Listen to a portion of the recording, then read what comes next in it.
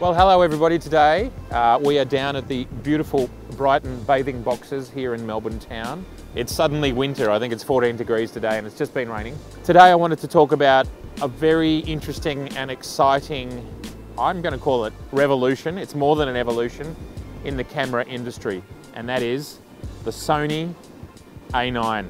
Let's talk about it.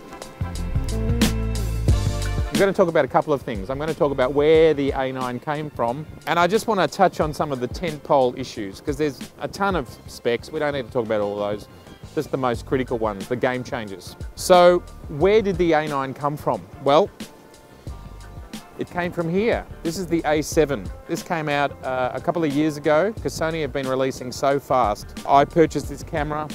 I was very excited by the form factor and the size. After using it for a little while, I had some reservations. It's still an amazing camera and it still fits in my world, and I still use it for a lot of things, but I can't use it for my professional work, really, and I can't use it for high-speed work. So the tentpole issues, in some way, come from the shortcomings in this camera and its siblings, the A7S, the A7, the A7S II, the R2, and the A7 II. The 6 of these guys came out in a very short period of time. So let's talk tentpole issues.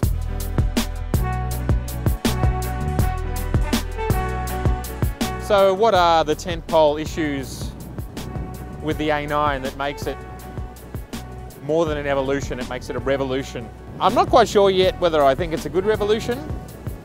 I suppose we'll have to play with one to know for sure. But point number one, it's silent. That is amazing. There are many jobs, whether I'm working with the Melbourne Symphony Orchestra or I'm working at St Paul's Cathedral, all of these times, many other times, silent would have been so good. Massive one to me, world changer for me.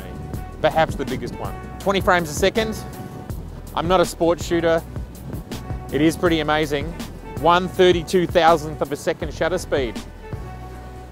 I'm not doing a lot of things that require that, but it's still amazing. Another feature that I really love, and it make a difference to my life, is focusing points. Now in the D810, the camera we're shooting on right now, the focusing points are strangely UFO shaped. I don't know why they're UFO shaped. Nikon might be trying to tell us something, but yeah, there's a lot. It probably only covers about 30% of the viewfinder, whereas in the Sony it's 93%. It's basically everything you'd ever want. Amazing, big feature. I would use that.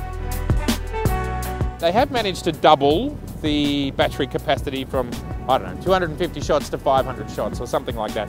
This is good, but far out. A camera like the D5, which this is sort of supposed to be a competitor for, is, I don't know, 4,500 shots or something.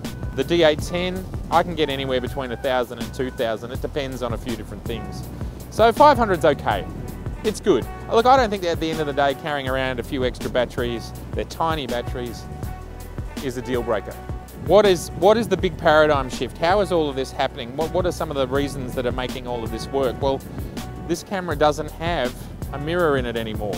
It's basically a video camera, a video stills camera.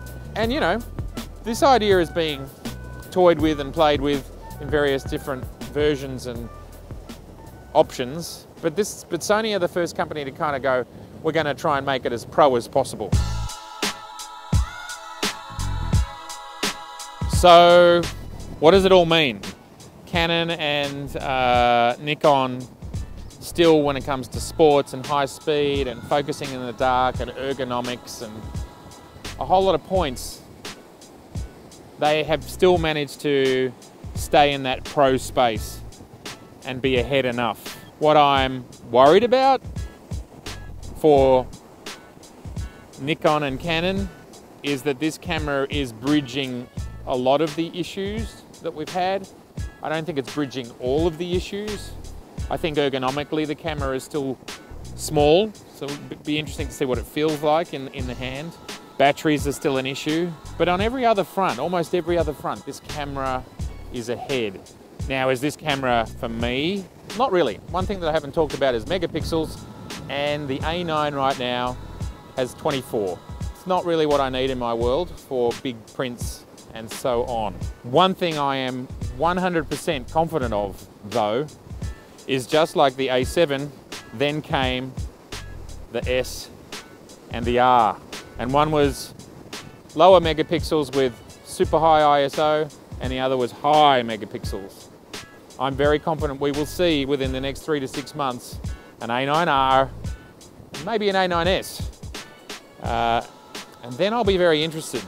DP Review did a cost benefit analysis, or a cost analysis of what it might take for a Canon user to change from their Canon bodies and lenses over to the equivalent, because Sony doesn't quite have the equivalent, the equivalent Sony thing, Sony setup.